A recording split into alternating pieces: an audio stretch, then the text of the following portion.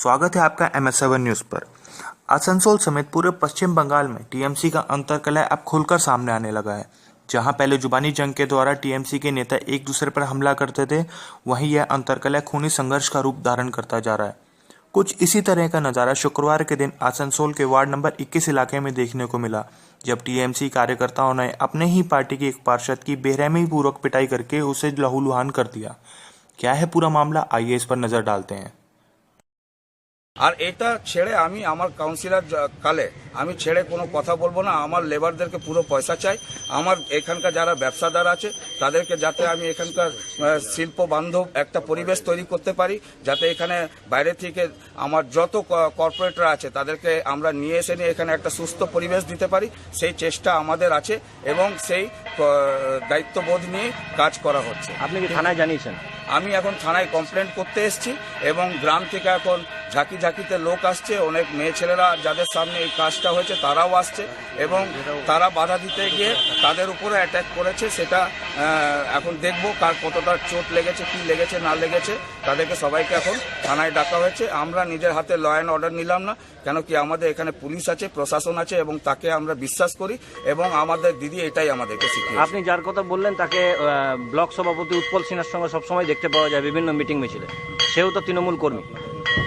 সেটা দেখুন, হতেই পারে আপনাদেররা ইনকোয়ারি করুন কি ও আমাদের তৃণমূলের কি আছে না আছে, কোনো পদে আছে না নয়, না খালি আমাদের তৃণমূলের কিছু নেতাদেরকে প্রভোগ করে নিয়ে নিজের স্বার্থের ইয়ের জন্য এই জিনিসগুলোকে ইউজ করছে এবং তার স্বার্থের জন্য আমার পুরো এলাকাবাসী এবং ব্যবসাদাররা এফেক্টেড হচ্ছে। সেটা তো আমাকে দেখে নিতে হবে। তাদের বক্তব্য হচ্ছে আপনি ওখানে গিয়ে বলেছেন এখানে সিন্ডিকেট আমি চালাবো, আমার ছেলেরা এখানে কাজ করবে। আমি তো আজ পর্যন্ত কোথাও যাইনি, কোনো ফ্যাক্টরিতে আমি নিজে এখনো যাইনি। সিন্ডিকেট তো ওরা 10 বছর ধরে চালাচ্ছে। কোনো একটাও ইনসিডেন্ট এমন নেই যেখানে যে নিয়ে আমি ইট বালি গিটি এসব তো মানে দূর দূর পর্যন্ত আমার কল্পনার বাইরে আছে। কিন্তু হ্যাঁ, গ্রামবাসীর যে ছেলেরা আছে তারা নিশ্চয়ই করে খাবে, তাকে একটা জায়গা করে দেওয়া হবে। কিভাবে করে দেওয়া হবে সেটা তারা নিজেরা ঠিক করবে এবং সেই জায়গায় যদি কিছু আমার সাজেশন দরকার হয় আমি নিশ্চয়ই তাদেরকে দেব। এই যখন বিজেপি তো ছিল তখনও তোলাবাজির চেষ্টা করছিল, এখন সদ্য তৃণমূলে এসে সেই তোলাবাজির চেষ্টা করছে, তোলাবাজিতে সাকসেস হচ্ছে না, যার জন্য গ্রামে গ্রামে নিজস্ব ঝামেলা লাগিয়ে দিচ্ছে, গ্রামকে অশান্তি করছে, পাড়ায় পাড়ায় ঝামেলা লাগাচ্ছে।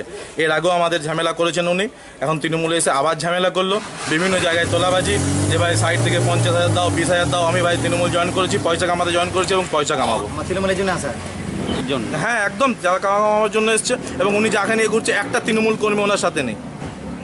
উনি পুরনো তৃণমূল কর্মী যারা আছে কাজ করছে তাদের একটা ওদের আমার সাথে নেই। সবাইকে বলছে পুরনো নিলে আমার পয়সা আসবে না, তারা তো কাজ করার জন্য তৃণমূলে আছে, ঠিকই আছে। আমি হারার পরেও তৃণমূলে হারার পরেও কোনোদিন তৃণমূল কর্মীরা আমার কাছে আসেনি, তারা টাকা পয়সার লোভ নেই। তো এদেরকে রাখলে আমার ফায়দা হবে না, আমার যা নতুন ছেলে আছে তাদেরকে রাখলে ফায়দা হবে। সব ধান্দার জন্য এসেছি আমরা।